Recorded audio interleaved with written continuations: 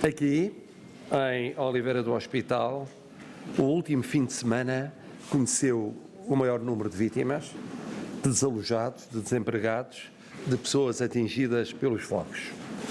Por isso, falo aos portugueses hoje daqui. O Presidente da República é, antes de mais, uma pessoa. Uma pessoa que reterá para sempre, na sua memória, imagens como as de Pedrógão.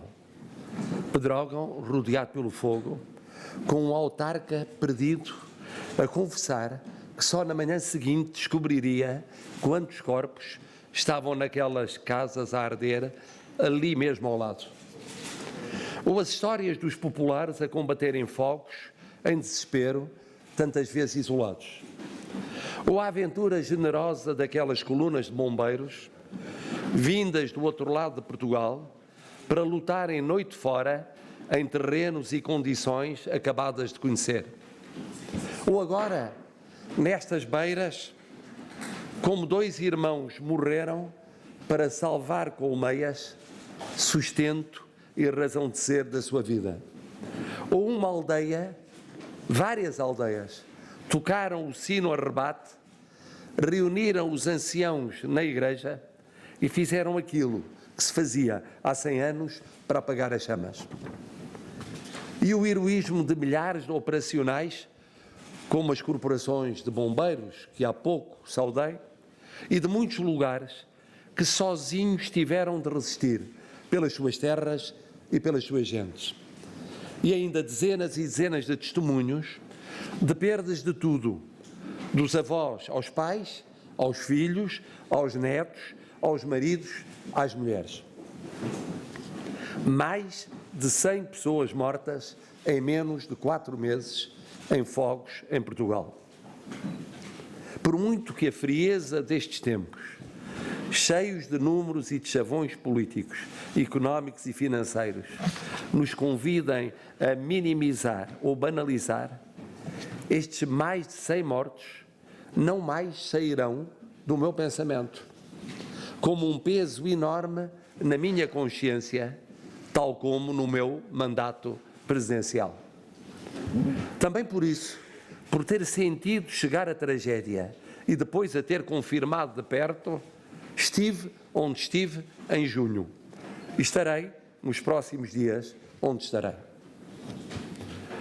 Se falei aos portugueses primeiro como pessoa, foi para tornar bem claro que sempre, e mais ainda em tempos como estes, olhar para os dramas de pessoas de carne e osso, com a distância das teorias, dos sistemas ou das estruturas, por muito necessário que possa ser, é passar ao lado do fundamental, na vida como na política. E o fundamental é o que vai na alma de cada uma e de cada um dos portugueses. Mas mais de 100 mortos em menos de 4 meses, sendo um peso na consciência, são igualmente uma interpelação política. Uma interpelação política ao Presidente da República, que foi eleito para servir incondicionalmente os portugueses, para cumprir e fazer cumprir uma Constituição que quer garantir a segurança e a confiança dos cidadãos. Ora, se há realidade que objetivamente ocorreu com estas mortes e estas duas e tão diferentes provações de um verão interminável, foi a fragilização de muitos portugueses. Não vale a pena negá-lo. Ficaram fragilizados perante aquilo que se lhes disse ou ouviram sobre a floresta e décadas de desordenamento ou incumprimento da lei. Ficaram fragilizados perante o que lhes pareceu ser a insuficiência de estruturas ou pessoas em face de condições meteorológicas, dimensão e natureza de fogos tão diferentes daqueles a que estavam habituados. Ficaram fragilizados perante leituras dos relatórios sobre Pedrógão, em especial a do relatório da Comissão Parlamentar Independente, que acentuam dúvidas, temores, preocupações. Ficaram fragilizados perante nova tragédia, 3 dias depois da divulgação do relatório e, por isso mesmo, antes de ações possíveis por ele recomendáveis. Ficaram fragilizados perante a crescente denúncia de autarcas relativamente à criminalidade impune, porventura existente na base dos fogos.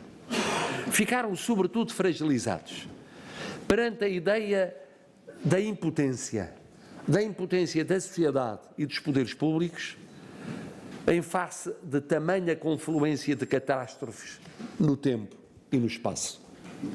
Claro que uma tal fragilidade foi ou é, em muitos casos, excessiva ou injusta, atendendo à extensão das áreas atingidas, à virulência dos fogos e, em particular, à abnegação, ao heroísmo dos que a pé firme estiveram mobilizados 5 meses seguidos ao serviço da comunidade.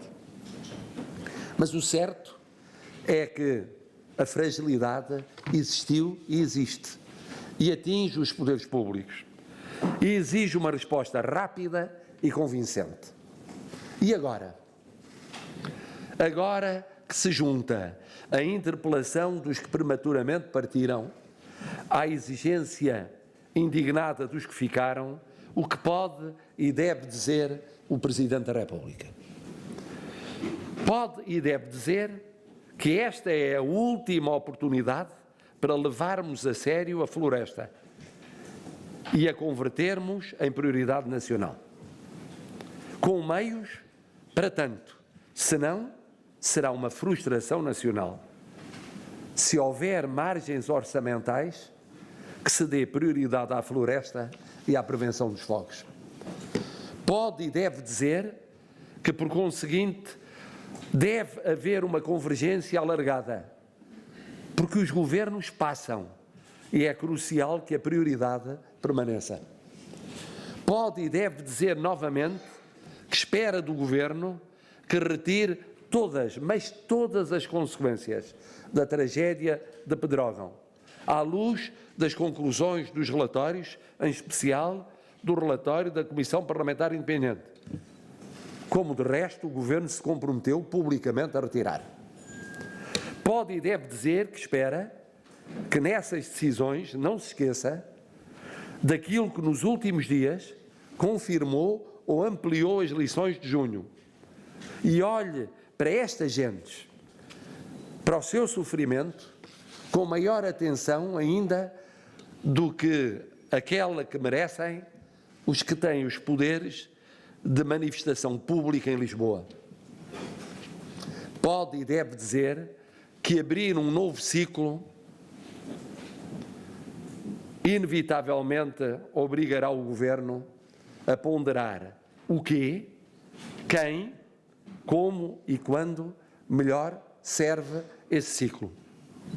Pode e deve dizer que se na Assembleia da República há quem questione a capacidade do atual Governo para realizar estas mudanças que são indispensáveis e inadiáveis, então que nos termos da Constituição esperemos que a mesma Assembleia soberanamente clarifique se quer ou não manter em funções o Governo, condição essencial para, em caso de resposta negativa, se evitar um equívoco e de resposta positiva, reforçar o mandato para as reformas inadiáveis.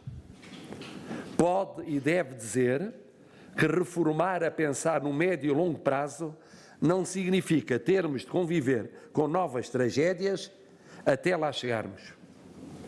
Pode e deve dizer que estará atento e exercerá todos os seus poderes para garantir que onde existiu ou existe fragilidade, ela terá de deixar de existir e que não será mais possível, ano após ano, se garantir segurança para ter de reconhecer no ano seguinte que ela não é possível confirmar-se. Pode e deve dizer que é tempo de reconstruir. de iniciar um novo caminho, de acreditar no futuro, na base da mudança em relação ao passado. Pode e deve dizer que a melhor, se não a única forma de verdadeiramente pedir desculpa às vítimas de junho e de outubro, e de facto é justificável que se peça desculpa, é, por um lado, reconhecer com humildade que portugueses houve que não viram os poderes públicos como garantes de segurança e de confiança. E, por outro lado, romper com o que motivou a fragilidade ou motiva o desalento ou a descrença dos portugueses. Quem não entenda isto, humildade cívica e ruptura com o que não provou ou não convenceu, não entendeu nada do essencial que se passou no nosso país.